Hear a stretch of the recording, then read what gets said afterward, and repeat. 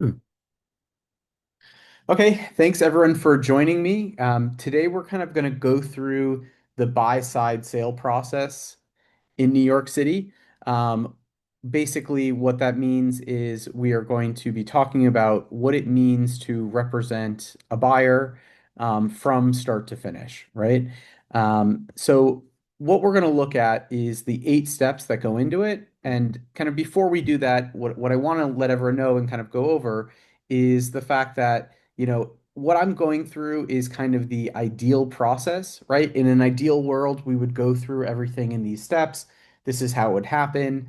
There wouldn't be any snags or anything like that. Obviously, the world is not an ideal place, unfortunately. It's imperfect. And so, what we need to do is really be adaptable, right? And know what the process should be so that if it goes a little off track, we can get it back on track and know the people who we can reach out to help kind of fix things if there are issues, right? Again, if you say, oh, something's happening, right, come to us, right? I'm here to help. Again, the attorneys are there to help, the mortgage people are there to help, and we can help kind of get through anything that might come out of place, right? Again, we're going to talk about certain information that you should give to your buyers as you're working with them, right? You might say, oh, well, they won't sign the agreement before we go see the first place. We'll talk about that. But again, this is kind of an ideal world situation. If it goes a little askew from this, that's okay, right? Um, Okay, so what are the steps, right? So the first step is the buyer consultation and really getting to know your buyer a little bit better to help explain to them the process of working, right? What it means to work with you, what the buying process is in New York, because it is so different than everywhere else.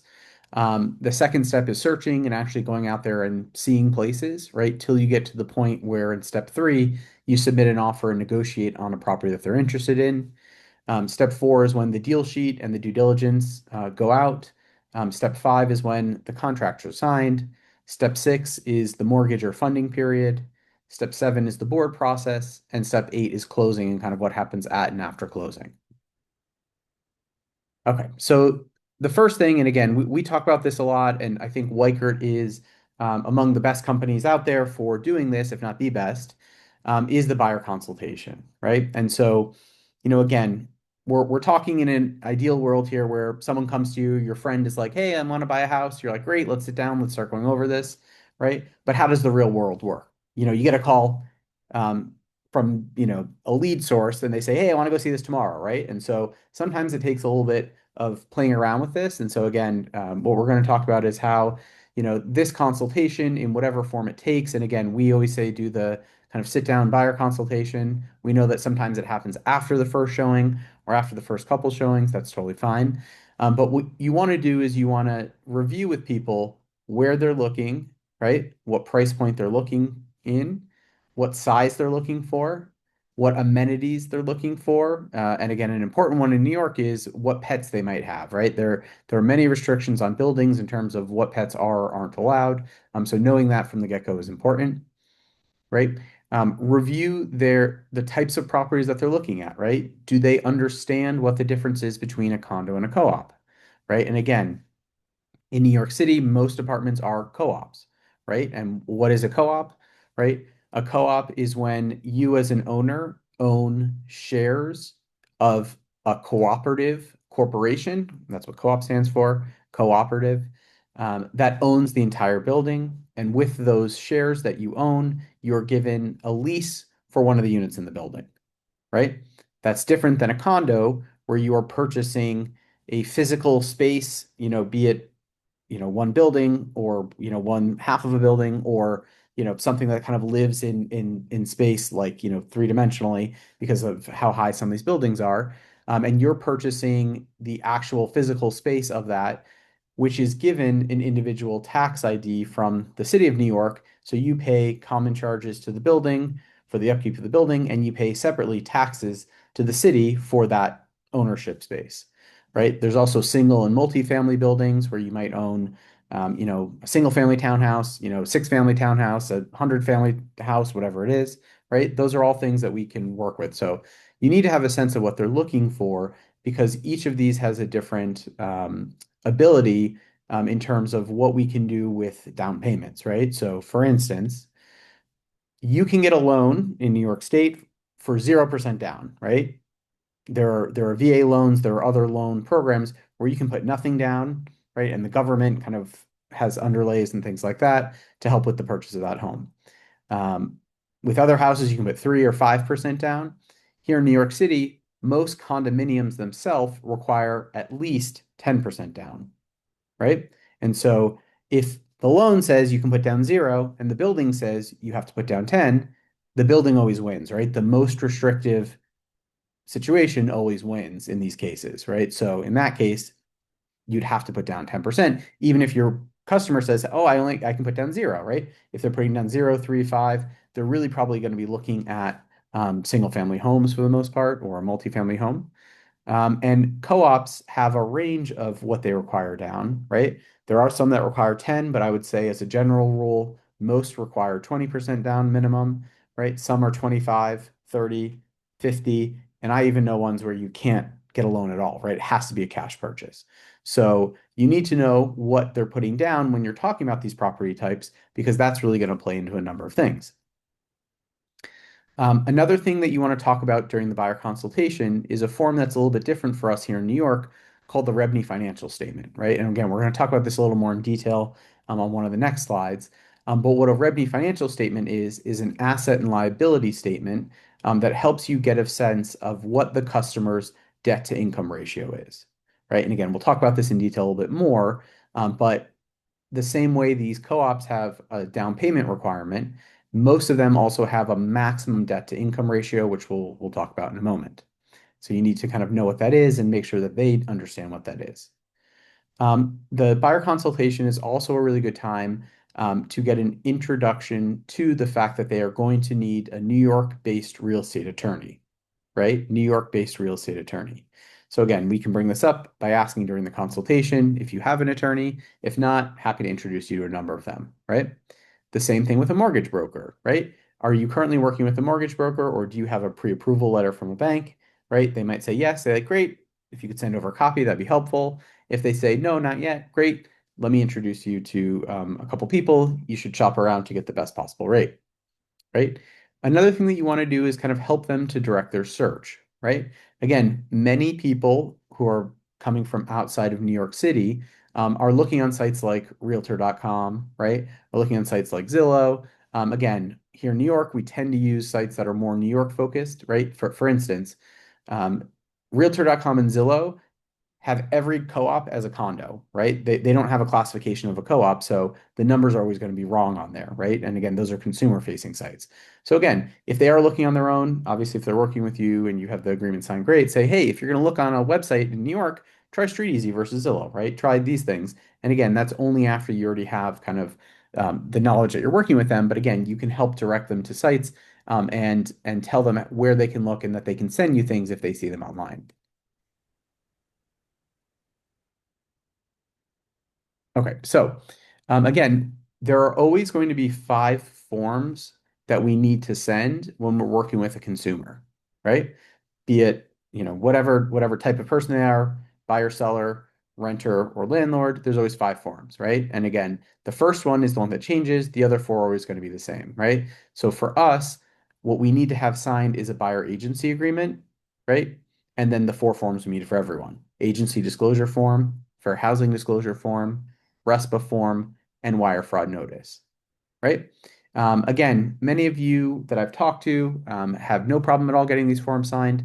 Other people say, oh, it can be a challenge, especially if I'm working with someone who's coming from some sort of lead source, right? So again, I've never had a problem getting it signed, no matter where the person has come from. And I'm going to go over kind of how I do it with you guys, right? So how do I do it? If I get a new lead from one of my lead sources, right?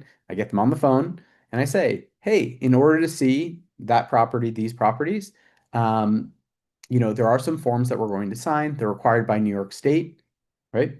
And I say, I want to give you a chance to try out my services and see if we work well together. Again, I'm going to send you these forms. They only are going to be valid for one day, right? The day that we're going to see these. And I'm going to sign this form for the highest commission that's being offered by the other side for what we're seeing, right? And again, I'll explain this a little bit more in a second. And again, I say, I don't care if it takes a day, a week, or a month to find you a place. I want to be the agent you refer to your friends and family. So there's never any pressure from me. I'm here to help you find what works best for you. Right. And again, that's how I explain what I'm doing and how I filled out the forms. And along with that, I send this exact summary to people through the body of the text in Skyslope to go over all the different forms that they're signing, right? So again, I say, please see the 5 forms that need to be signed before seeing any apartments. Let me know if you have any questions, but here's a summary, right? Buyer agreement covers the apartments you are seeing, and you can put the day. We are paid a fee for our service, and we collect from the seller at closing. This is how I work. If no commission is being offered, we will let you know and include it being paid in our offer, right? Include it being paid by the seller in this case. The disclosure forms, right? Again, our fiduciary duty is to you and your best interests, even though we are paid by the seller, right? The fair housing form, the ways you could be discriminated against, and how to report it if you are. The RESPA form, our company has affiliated services, mortgage, insurance, home protection that we will introduce you to. If you use them, there are fees. You are under no obligation to use them, but you should shop around, right? Wire fraud, do not send money to anyone without consulting your attorney. Hope this makes sense and let me know if there are any questions, right? So again, what we're doing is we're kind of taking these forms, which can be a little bit overwhelming, and really, really dumbing them down and simplifying them, right? And again, I found that by sending this, that I have a really, really great success rate with getting people to actually go over those forms, right? And again, this will be recorded. I'll be sending out the slides to all of you guys from this presentation, so you'll have all this. So you can always just cut and paste it, use this, tweak it. Again, some of the other agents have kind of used some of this and put it in their own words, which again is a way to explain it and make it easier to go over these things with people. So, okay. So again, these are a couple of the pages from the buyer consultation, right? We're going to be doing that on Monday. We're not going to be doing that today. So I'm actually going to go through how I would sit down with someone and go over the pages of the buyer consultation. One of the most important things, especially for anyone who's going to be attending the training next week, is to make sure that you've already gone in to the marketing studio, you've opened up a buyer consultation, you've gone through it, right? And you can also look at the Candyland step pages, right? Which are the ones that kind of look like this. I'll help you every step of the way. And in Weichert University, you can also see their explanations for these pages to kind of go over it, right? But again, on Monday, I'm going to be going over, one of you will be the buyer. I'll be going over everything with you, and we'll kind of take it from there. But again, this is the important information to kind of have and make sure that you have before you go forward, right? Again, here's a sample of that revenue financial statement, right? And just so you guys know, all of these documents that I'm referring to are either in the My Marketing Studio or in the Google Drive. Send me an email if you're not on the Google Drive with your best Gmail address, and I'll add you to it, right? So like there's, for instance, blank revenue financial statements, invoices, kind of all that stuff is in there.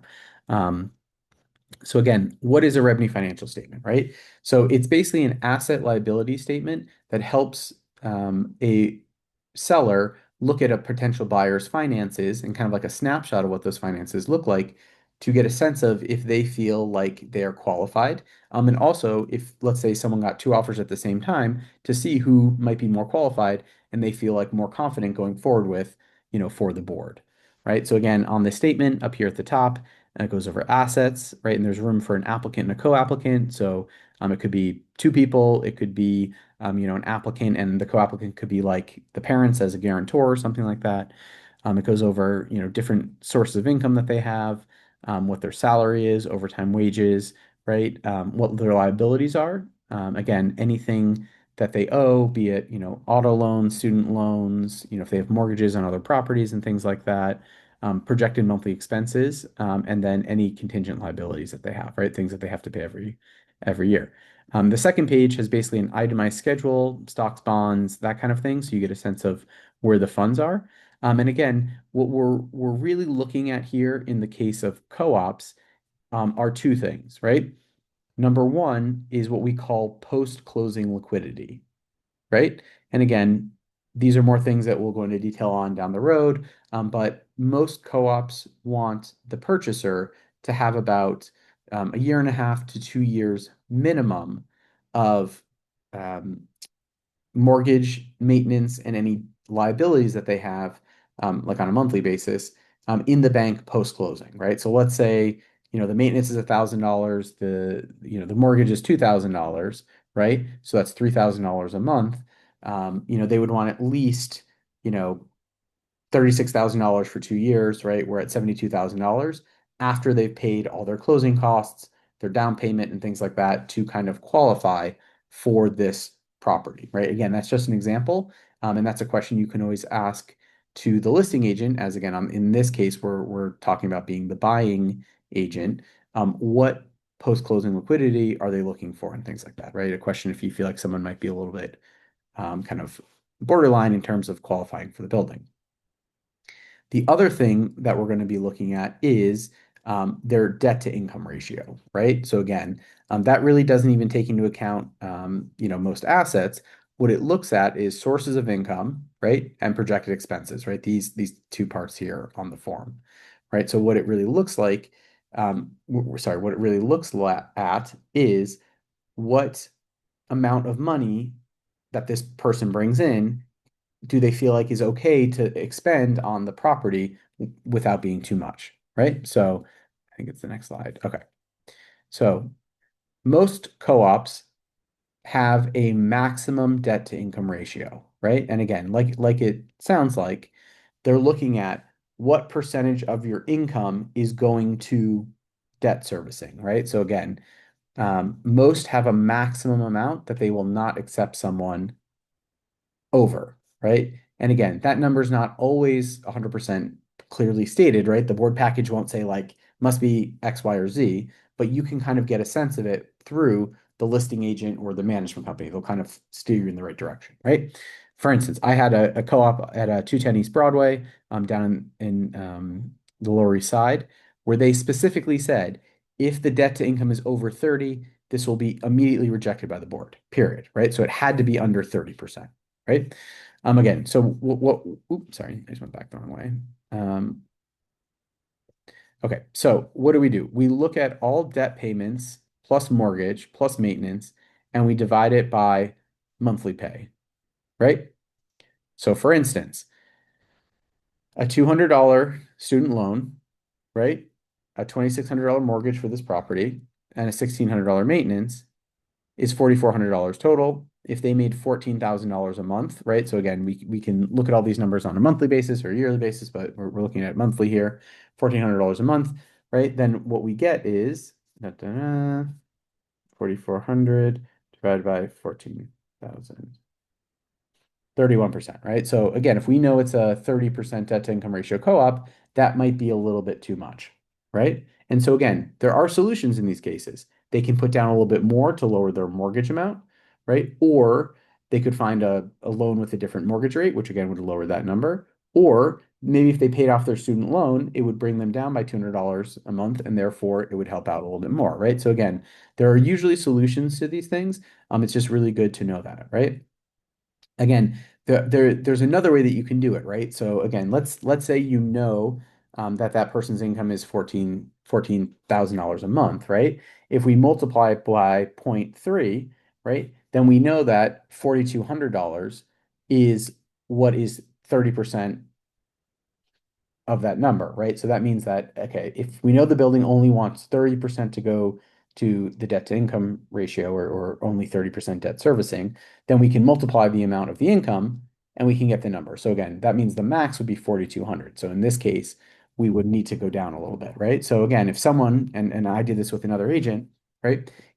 They were looking at co-ops on the Upper East Side, right, which we knew were 25% or less, and they had some very tricky finances. So we said, okay, you need an income of X in order to qualify for Z building, right? And again, you can kind of go backwards from that, right? The main thing, and again, not to get too kind of in the weeds on this, is that again, there's usually solutions that can be worked out if someone is kind of borderline, right? Again, if they're at 50% debt to income, right, it might be difficult for them to get approved by many co-ops in New York City, but there are other workarounds, right? And so again, that's why if there's ever any issue or anything like that, come to us. We'll talk about it. We'll help you kind of troubleshoot.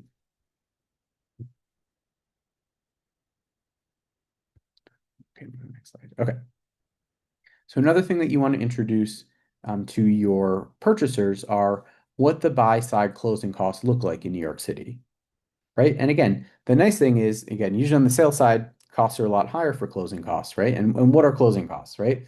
Closing costs are costs that are going to be paid in addition to whatever they're paying to buy the house, right? So again, if they're buying $1 million property, right? If they're putting down 20%, right? They know they have to bring that $200,000 to the closing table, right? But in addition to that, there are going to be additional costs that you have in order to actually close, right?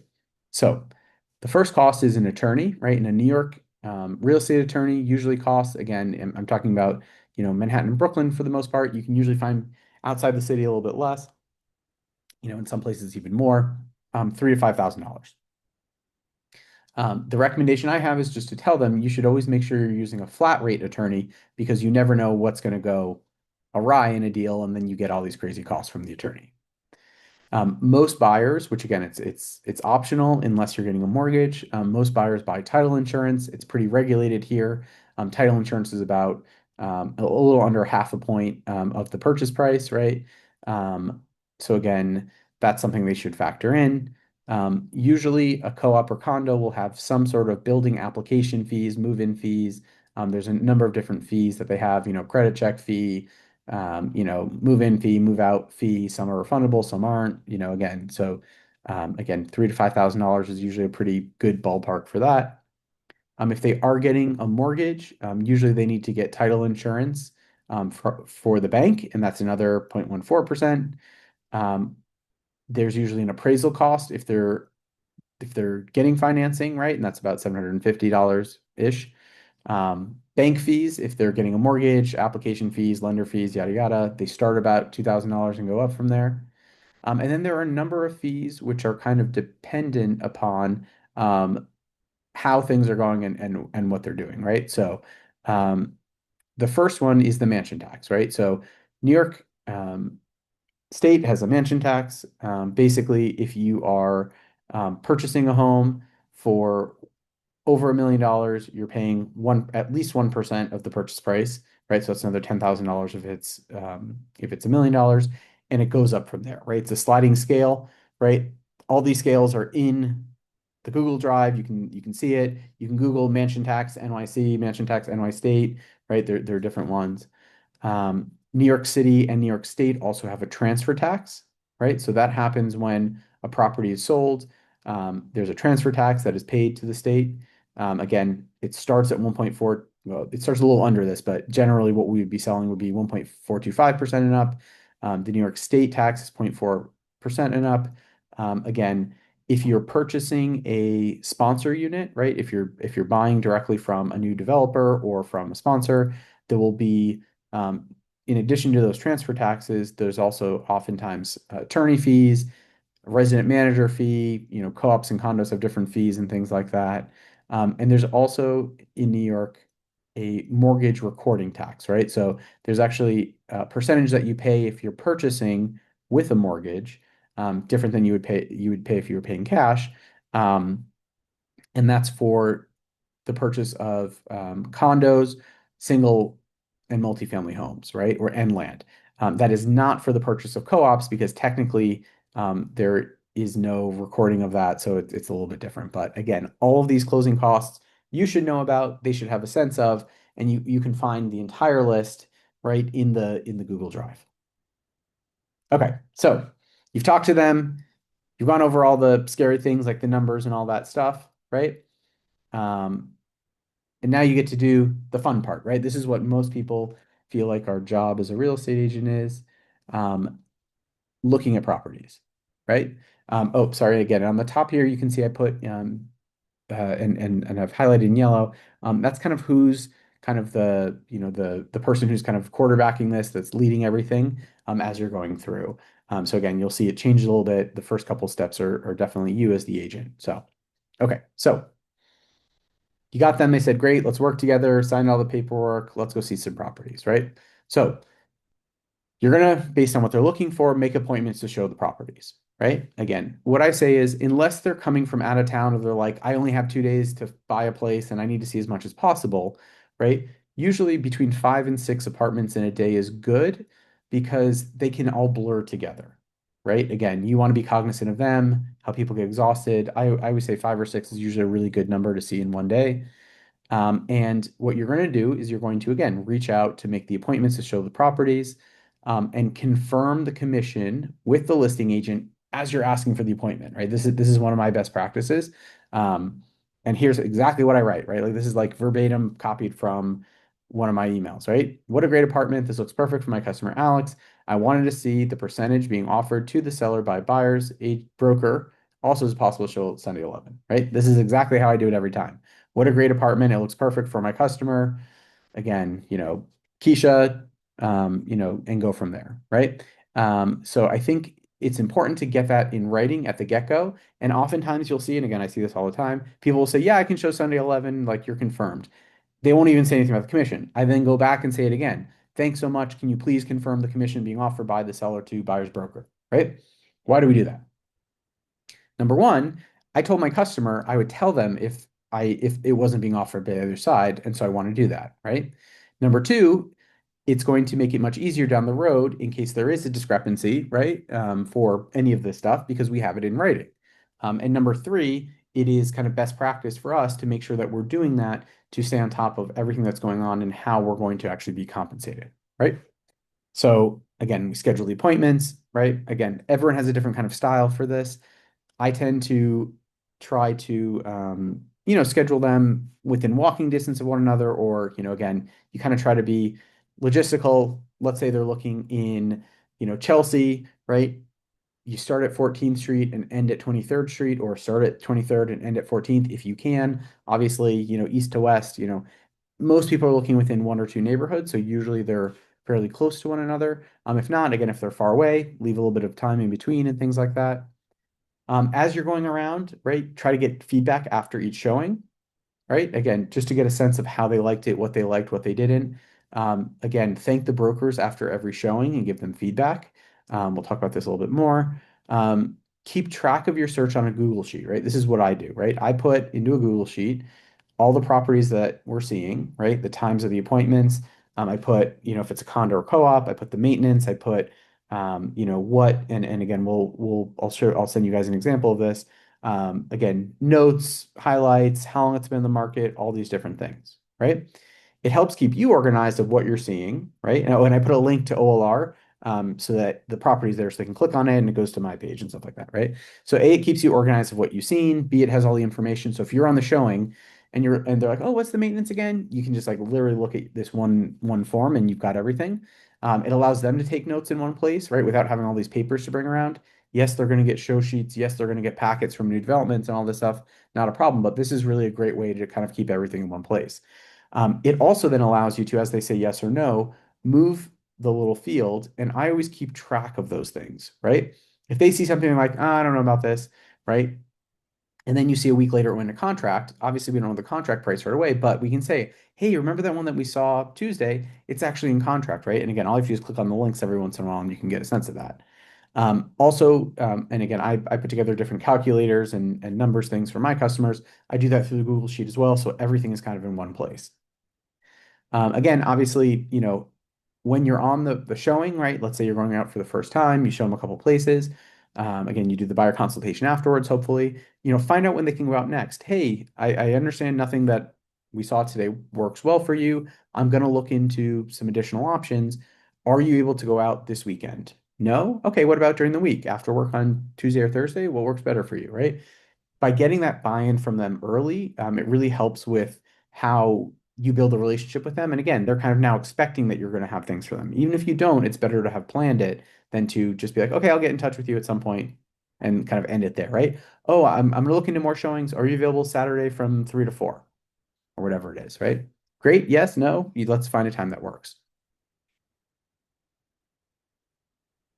Okay. So we saw stuff, yada, yada. They find something they love. Amazing, right? The next step is to submit an offer and negotiate, right?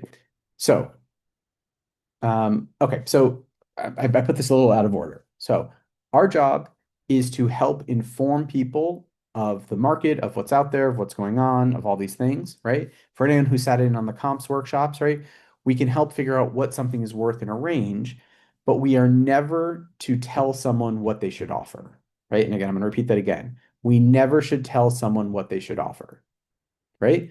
What we can say is, given how much interest there is, I imagine this is going to go for over the asking price, right? And steer them in a direction like that. We can say, hey, this has been on the market for a long time. I think there might be some room in the price, right? Hey, similar units in the building have sold between, 500 and 550,000, depending on how renovated it is.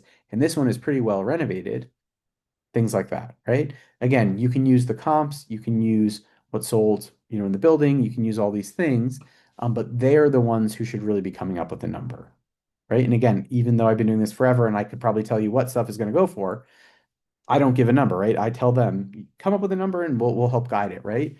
And they can ask you like, hey, do you think they would accept 750? And you can say, well, that might be a little low, that might be a little high, you might be able to get a little bit less than that, things like that, but never say, hey, they'll accept this, right? Even if the broker said to you, oh, they'll accept this, right? That's not our job. Our job is to help them in the negotiation, not actually come up with the number ourselves. So when they come up with the number, they can send it to you in a text or an email, and then we put an offer together, right? And what does an offer include? It includes price, financing, inclusions, contingencies, which is kind of the most important, closing date, and other vital information, right? So again, all they need to really do is send us a text saying, hey, Jason, I want to offer 850.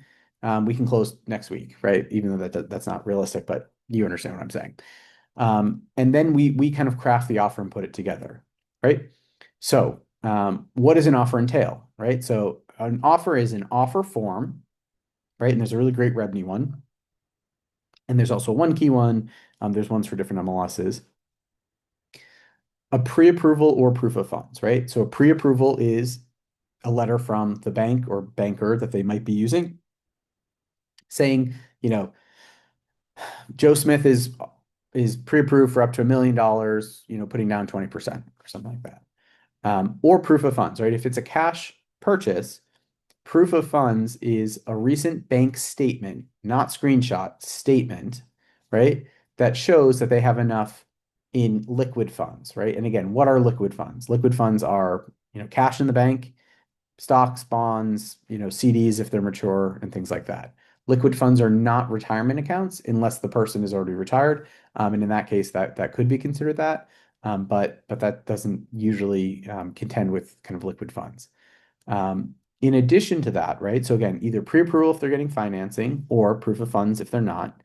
In addition to that, anyone who's financing on a co-op, or even if you're paying cash for a co-op, will need that revenue financial statement as well. And again, you might say, oh, I'm paying cash. Why do I need a revenue financial statement? Well, you could pay cash, but your debt to income ratio could be like 70%, right? Again, there are two parts to this, right? There's the money that you have in the bank, and there's also the money that's coming in. And the co-ops are as concerned with the money that's coming in as the money that's in the bank.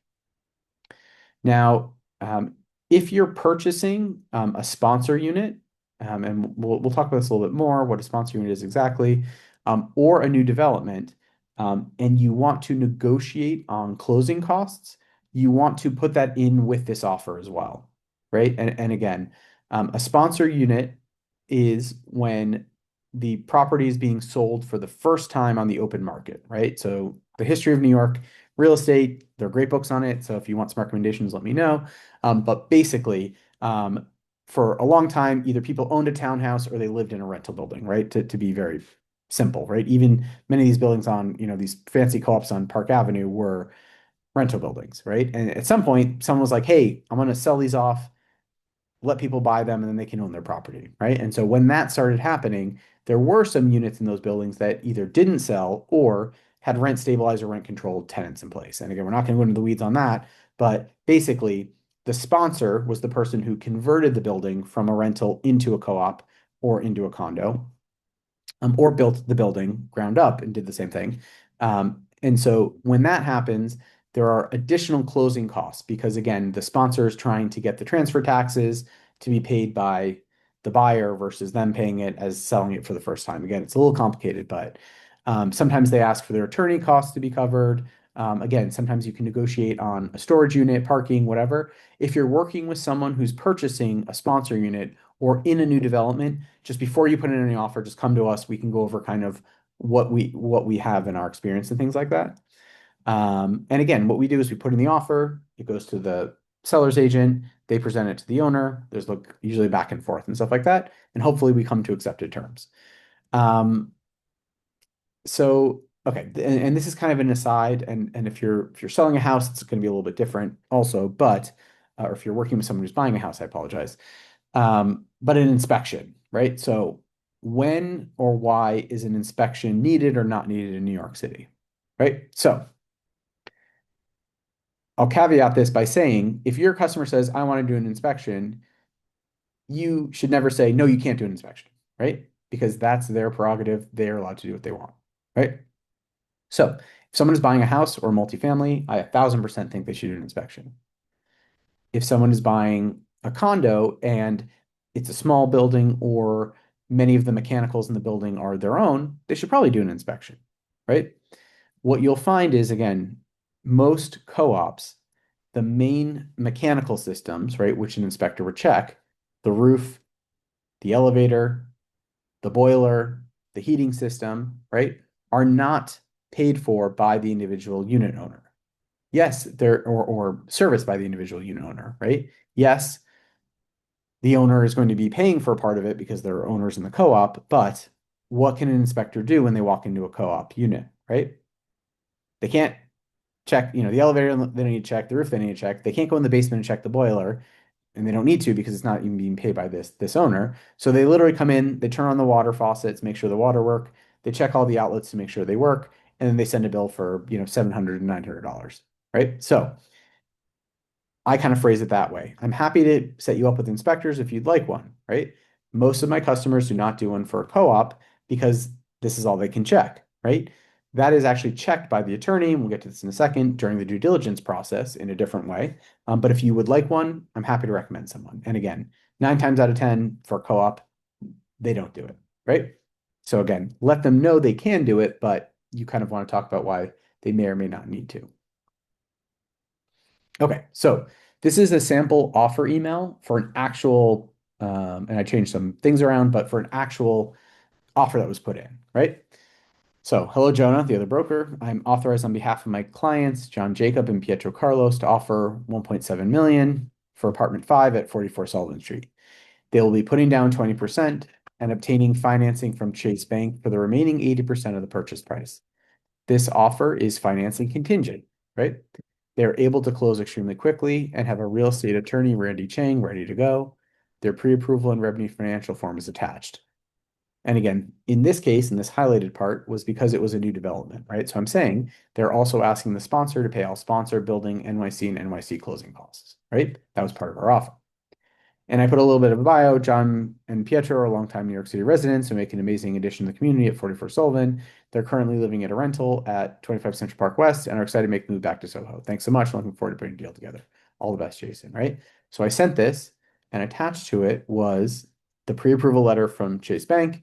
And again, in this case, it was not it was a condo, so we did not put in the revenue financial statement. Had it been a condo, that we would have. And again, sometimes the other broker asks for it anyways, so I usually have them fill it out, no matter what they're looking at. So,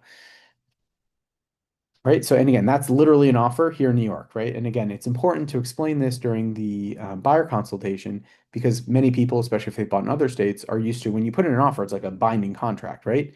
Here in New York, that's not the case, right? You put in an offer, it's done in good faith, the due diligence is done, and then they sign the contract, right? Which we're kind of getting ahead of. So, okay. So we negotiated accepted terms, right? They accepted this 1.7 offer. That's amazing, right? So the next step is the deal sheet and contract prep part, right? So the deal sheet, and again, people are going to call this a number of different things: deal sheet, term sheet, offer acceptance sheet, right?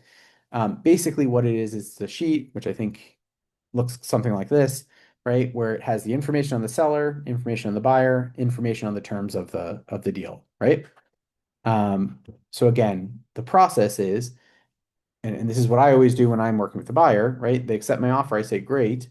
I then send an email to the listing agent with the buyer's name and address, the buyer's attorney and attorney's contact info, my information and and the brokerage firm information, right? All of that, right? And I just put that literally 3 paragraphs in an email. I say, hey, John, so happy we have an accepted offer. Here's our side of the deal sheet. Send it, right? That's all I have to do for the deal sheet on the buy side, right? Besides checking it once the seller's agent puts it together, right? So now the seller's agent has my information, right? He puts it together with all the information on the seller, that broker, right? The managing agent, kind of all these things. And then this goes to me and to both attorneys, right? The seller's attorney and the buyer's attorney, right? And that's why it's important for your buyer to have an attorney in advance, right? Because as soon as you have an accepted offer, the attorney has to get started, right? And so them not wasting a day or two, especially in a competitive market, will mean that they're getting the apartment versus maybe someone can have a chance to come in, right?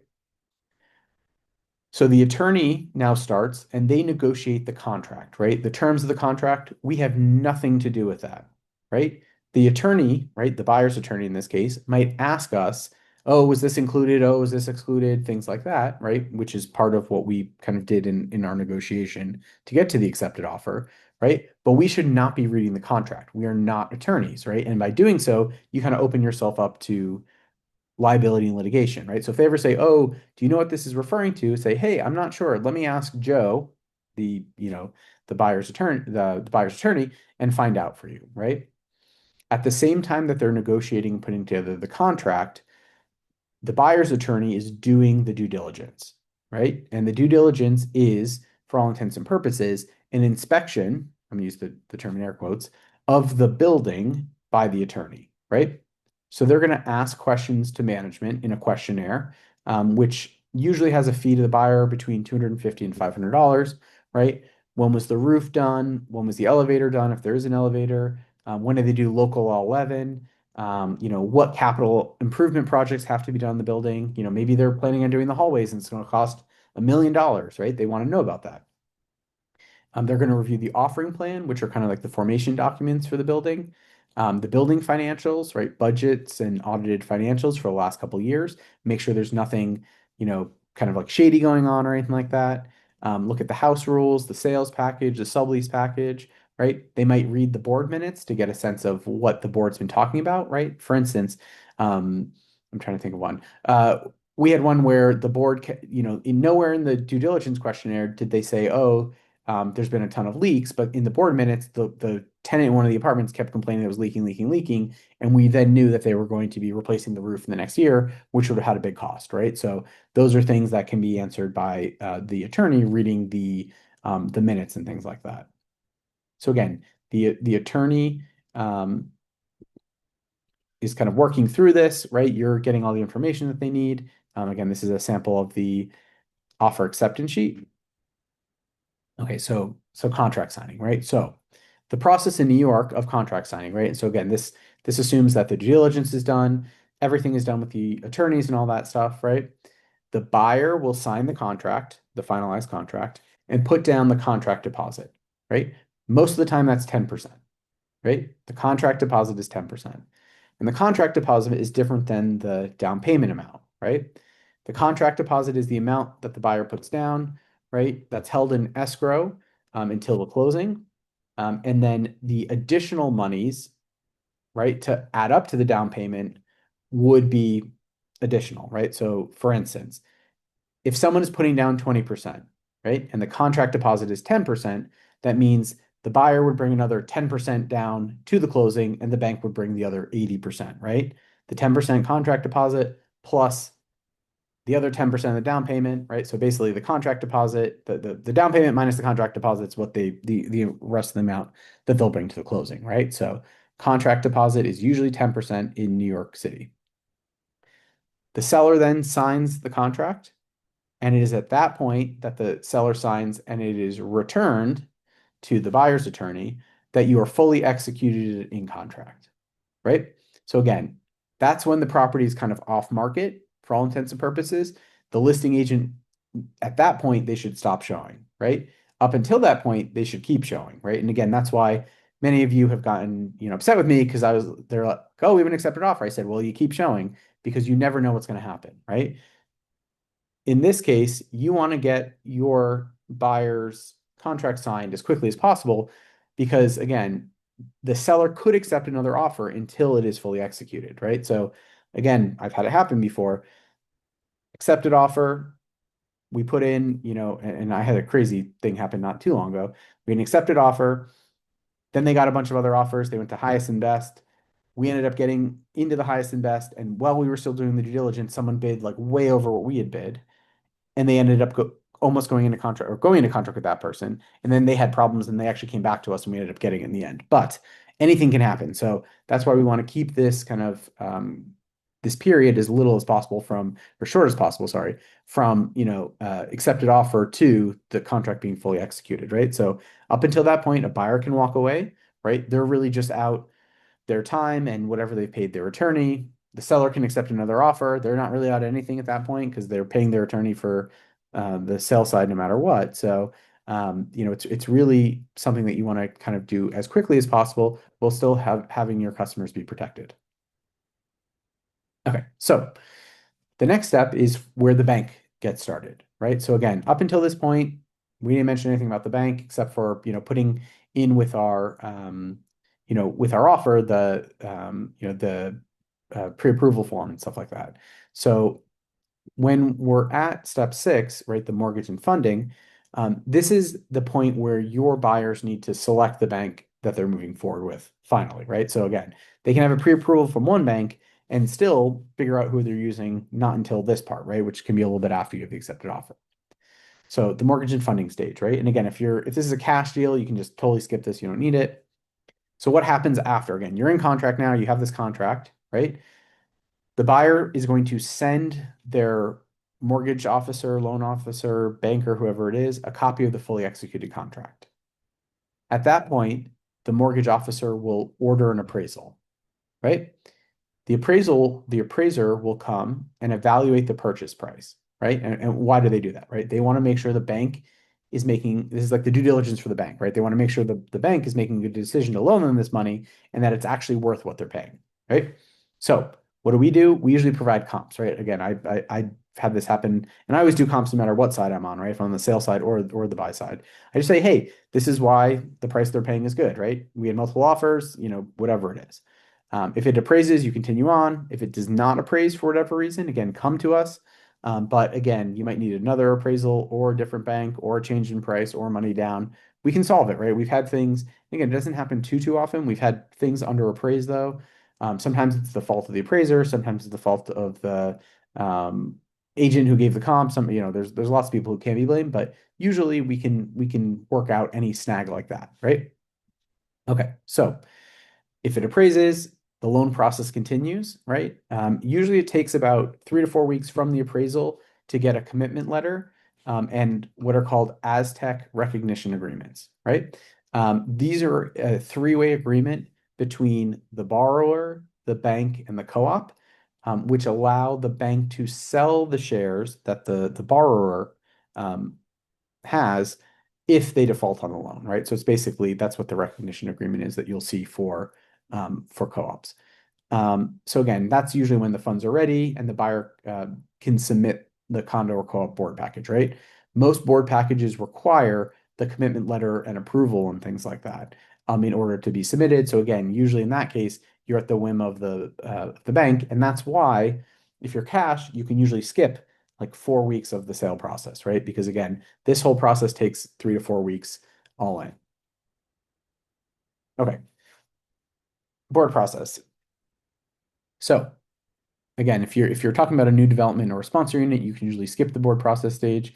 Board package preparation and submission, right? Again, this is a totally separate meeting we can do, and Michael will do just on board packages, right? The packet is prepared by the buyer's agent in coordination with the buyer, right? It's then reviewed by the seller's broker before submitting. It's then submitted to the management who reviews it, runs credit checks and things like that, forwards it on to the board. The board either asks for more info or for an interview. And again, we'll go through this whole process, right? It's not as scary as everyone says it is or thinks it is. There's really easy ways to go through this, but usually it's just compiling and collating a lot of information, right? Luckily, many times it's done online now. There's a couple like online board package portals that people use, and if it's not, you can always use one of these portals to make them anyways. So again, the board interview. scheduled by the management company. It's usually virtual these days. It's a time for the board to get a sense of the applicant off paper, personality, interests, and things like that. And again, then you're going to get board approval, right? So what does it mean, right? What does board approval mean? So again, it's very different for condo and for co-op. In a condo, right, the board has the right of first refusal, right? What does that mean? That the board has to sign a document waiving their right of first refusal for the sale, which means that the board is saying, we do not want to purchase this unit as the same terms of the contract you're providing, right? That's it. So again, why would a board ever not waive the right of first refusal? Well, if they want to counter a sale price that's way too low, right? So for instance, let's say there's a building with 10 units, they're all exactly the same unit. Let's say it's, a row of townhouses to be easy. They all sell for $1 million, right? Everyone has sold for $1 million. Now, let's say someone's like, oh my gosh, they bought it cash and they're like, I have to get out right now. I'm gonna sell this for $200,000, right? Well, what does that do for the sale price of everyone else in the building? It decimates it. So in that case, the condo would probably, if they got a contract saying this is going to be for $200,000, they would probably not waive the right of first refusal and purchase it, right? Because and then hold on to it and then sell it to someone who's not in as dire a situation as that seller is, right? So again, that's what a condo board has. A condo board is basically a rubber stamp. They cannot say no to the sale, right? They can delay the sale if someone doesn't provide all the documents they're asking for, but they can really not say no. All they can say is we're going to buy it for the same terms, right? Um, a co-op has the ability to accept or reject someone for whatever reason they want to, and they usually never give a reason, right? And why don't they give a reason? Because it opens them up to potential liability or lawsuits. Now, there are different, again, depending on where you work, like up in Westchester, there's like laws now. They have to disclose why they've rejected someone. Again, there's lots of things that are going on in New York City about different, laws that might be coming out about this. And again, where have we gotten to the bottom of rejections before? So number one, the purchase price is too low, right? Like a condo, they were trying to defend the value of other units in the building. Now, again, I had this happen to me once where they said no. Again, it was like pandemic, all this stuff. They said no. We figured out it was the people were great and like there was no reason to say no. We figured out it was because the purchase price was too low. So we then went back, renegotiated the contract for a purchase price they were okay with a credit back for renovations to the seller, right? That happens a lot of the time, especially with like estate sales, right? You'll see these apartments that have been on the market for like 800 years and on the Upper East Side that are like, totally dilapidated, that the co-op just keeps rejecting people because they don't want such a low price. And so when they eventually do sell, they'll usually be like a higher price, but then there's like a crazy credit. We've had it where they didn't want a celebrity in the building, right? Again, we've had it where they didn't want gifting or certain financing, right? They wanted, someone to put down more money. We had it because they wanted to keep the building at a certain owner occupancy percentage, right? Again, a building might say it allows pied-à-terres, right? But they might not actually want that. So again, you always want to be careful. Again, we've had it where people were definitely too young. The building didn't like that they were just out of college, right? They'll never say that because they could, again, the buyers could always sue them in that case. But when you kind of get down to the nitty-gritty of it, that's usually what happens. So there's some reason for it. So you get through board approval. Congratulations. So now we're at the closing phase, right? So again, if there's financing, the mortgage bank is made aware of the board approval. It takes a little bit of time to get the clear to close, but once they get that, then and that means the money's in an account ready to disperse right away. Then the attorneys can schedule a closing date, right? Again, we once the closing is scheduled by the attorneys and management, we send our invoice to both attorneys, right? And again, you can see a sample in the Google Drive of the invoice, right? It will have the sale price, your license information, commission, and our wire instructions, right? We usually want to wire. If they can't do it, we can figure it out. You usually go pick it up. Again, you do a final walkthrough of the apartment with the buyer and both agents, right? Usually it's the evening before the closing or the morning of. You want to make sure everything's okay, that the owner's taken everything out that they're supposed to. Again, if they were supposed to leave something, that they left it. I always say take videos and photos of any issues, right? And that way we can show it to people before the closing and let the attorneys know, and they'll work it out, right? So what could happen? Again, I'll go from personal experience. I was selling an apartment on the Upper East Side, $4.5 million apartment that needed to be renovated, right? There was a wine fridge from 1984 in there when I sold it about like 15 years ago that didn't work.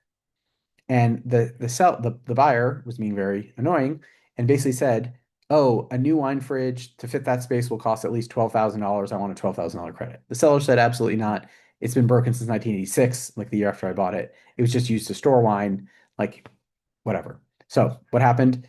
In the end, I had to Amazon delivery a $2,000 wine fridge, but it got us to close, right? So again, you need to know about these things a little in advance so you can work them out. Usually there's something small, but it usually gets worked out between the two parties. In this case, they were both very stubborn, so I literally, paid out of pocket for it. So it can happen. Um, okay, closing happens, right? This is where they sign everything. They get the keys. They can usually move in that day or within a few days, again, depending on the management company, yada yada. We pick up the check at the closing or a wire is sent. Again, always go for a wire. It's much faster. You get paid a day faster, which is nice. And again, after the closing, right? Get them a closing gift. I never bring it to the closing, right? I usually like to do something, either host their housewarming party if it's a really big sale, or take them out for dinner or do something like that to stay in touch with them, right? You want to follow up with them. You want to ask them for reviews, right? Not the day of the closing, but like a week or two later when they're really happy to be in there and all that stuff. Again, you can use that property for just sold marketing and do a lot of other stuff. So again, this Candyland map here, which is in it's a little different in the new one, but in the buyer consultation, really goes over kind of the steps and make sure you know those in and out because that's really what you need to explain to a buyer, right? Everything else is important to know, but this page of it, and again, it's like 12 steps, is really important to know. And again, I just want to go over a couple terms. How are we on time here? Oh, okay, I'm a little over. I apologize, but a couple terms just to go over. I think these are some of the ones that are going to come up the most. And again, especially if you're taking out, um, some of these buyer leads that come from third-party services, you're going to get some of these. So really knowing these is important. And how to kind of talk about it. Okay, so HDFC, so Housing Development Fund Corporation, right? HDFC buildings are a class of buildings that exist in New York City where there is an income cap, a maximum income you can make in order to purchase in the building, right? Many of these buildings were ones that the city took over because people weren't paying their taxes or there were issues with the building and stuff like that. And they then sold them to the people who lived in the building, right? The tenants for, we know people who bought them for $250 all the way up to, $25,000, but it was usually something very, very reasonable. Now, you cannot make a penny more than the income cap in order to qualify to purchase in this building, right? And the buildings usually have low maintenance because the taxes are abated by the city. But again, if it says, and it's based on the family size. So if it says, income cap $50,000 for one person, 65,000 for two people, right? It's based on some metrics. And again, the listing agent should be the one to tell you exactly what it is, but many times it's pretty insignificant, right? So again, we sold one in the East Village where a family of three had to make less than $56,000 a year, right? So they can be low. Sometimes they're high. There are ones where it's like 300,000 that one person can make. But again, you need to know that they cannot make a penny more than that on their last two tax returns, right? Many of them allow gifting. So again, I sold one recently where the purchase price was gifted by the parents. He made under the cap, not a problem, right? It really just depends on the building. So again, you can really ask for that, but again, you will often get, for instance, I know I got two pings today from Op City on $150,000 East Village HDFC, right? But the income cap is like really, really, really low, and the price is crazy low. So again, just be careful with those. Land lease, again, another one that we get a lot of these third-party leads on. 100 West 57th Street, right? Land lease building, right? So a land lease happened a lot in the 70s. And again, to some extent, it's happened recently in Hudson Square because a lot of that land is owned by um, uh, the church, Trinity Church down in the financial district.